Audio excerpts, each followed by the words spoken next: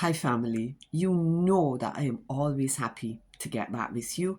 There might have seemed to have been a little hiatus, but I have my hand in so many spiritual pies here, and they're all so delightful. This particular spiritual pie dealing with the promises of God, I absolutely love it.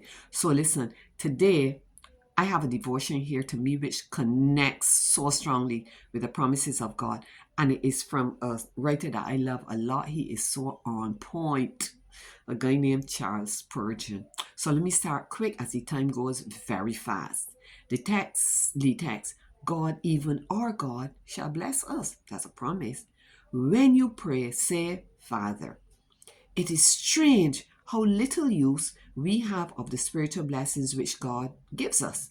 But it is stranger still how little use we make of God Himself. Though He is our own God, we apply ourselves but little to Him. How seldom do we ask counsel at the hands of the Lord? That's so true. Some people don't ask God to direct them and then they fuss with Him when things go bad. How often do we go about our business without seeking His guidance? In our troubles, how constantly do we strive to bear our own burdens ourselves of casting instead of casting them upon the Lord that He may sustain us? I figure we must feel that we like Atlas. This is not because we may not, for the Lord seems to say there's parts of this where the Lord these and those, and you're trying to change it. I am your soul. Come and make use of me as you will. You may come freely to my store, and the oftener, the more welcome. It is our own fault if we do not make free with the riches of our own God. So don't blame God, blame yourself. Then, since you have such a friend and he invites you, draw from him daily. Never be in want while you have a God to go to.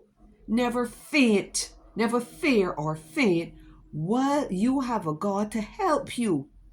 Go to your treasure and take whatever you need. There's all that you could ever want. Man, I love this word. And here he's bam, hit the nail on the head. Learn the divine skill of making God all things to you. He can supply you with all, or better still, He can be to you instead of all. Let me urge you then to make use of your God. Make use of Him in prayer. Go to Him often because He is your God.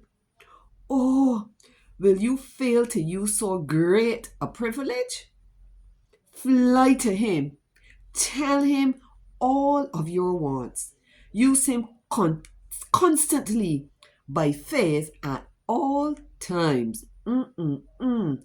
If some dark providence has beclouded you, use your God as a son. I just love this man's imagery, man. Whoa! If some strong enemy has beset you, find in Jehovah a shield, for he is a sun and a shield to his people. If you have lost your way in the mazes of life, use him as a guide, for he will direct you. What whatever you are and wherever you are, remember God is just what you need. And just where you are in need, that is where He will supply all of your needs. That's the end there. I paraphrase it there because it had a lot of these and those. And there's the last statement here. The life of faith is the life that uses the Lord.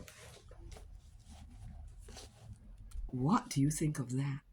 That is so true. The life of faith is the life that uses the Lord. We cannot fret and grumble and complain when God has placed so many promises at our disposal. If we simply decide to ignore them and try to make our own way through life, then we cannot turn and blame God and say He has deserted us, He has not fulfilled His promises. How could He fulfill them if you never came to Him and if you never claimed them in His grace and by His name? What else can I say? I think I can say goodbye. I'm a little crazy, that's all right. God bless you. And the next video, I'm hoping to deal with some personal promises that I have appropriated, and I love them. There may be one or two that you may not even have realized in the Bible, you know. Anyhow, let me stop talking. I'm gone. Thanks so much for coming, because you could be doing something else, but I'm glad that you came and we had this little one-sided tete-a-tete.